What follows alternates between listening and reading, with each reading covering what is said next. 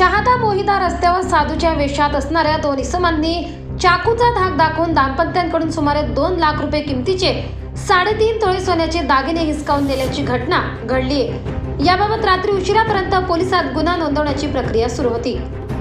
याबाबत सविस्तर वृत्त असे की तालुक्यातील कहाटूळ येथील संजय शंकरमाळी व रेखा शंकरमाळी हे दाम्पत्य शहादा येथील डोळ्यांच्या दवाखान्यात तपासणीसाठी 12:30 वाजता आले।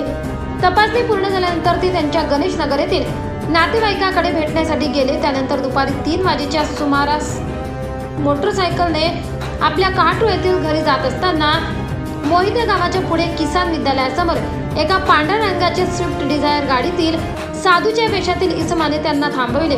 तोपर्यंत वाहन चालकाने सदर गाडी वळवून ठेवली। त्या साधूच्या वेशातील बनावट साधूने माळी दाम्पत्याला विचारणा केली की प्रकाशा आश्रमात जायचे आहे, त्यावर तुम्ही चुकीच्या ठिकाणी आले आहेत असे दाम्पत्याने सांगितल्यानंतर त्या बनावट साधूने चाकू काढून संजय माळी यांच्या गळ्याला लावत धमकावले व सांगितले, तुमच्याकडे असलेले दागिने व पैसे तात्काळ द्या, अन्यथा तुम्हाला मारून टाकू। घाबरलेल्या संजय माळी यांनी त्यांच्या हाताच्या बोटातील अंगठी तर रेखा माळी यांनी गळ्यातील मंगळसूत्र व हातातील अंगठी असे सुमारे 2 लाख रुपये किमतीचे सोन्याचे दागिने त्या बनावट साधूला सोपवले।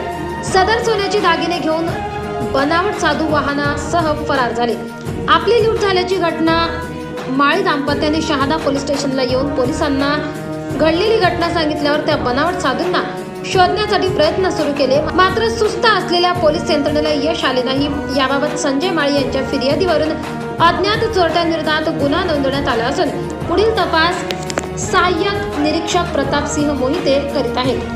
बनावट साधूने वर्दळीच्या रस्त्यावर भर दिवसा चाकूचा धाक दाखवत सोन्याचे दागिने लुटून नेल्याची माहिती परिसरात पसरल्यानंतर नागरिकांमध्ये दहशतीचे वातावरण निर्माण झाले असून पोलिसांनी या चोरट्यांचा तात्काळ शोध घ्यावा अशी मागणी केली जात आहे।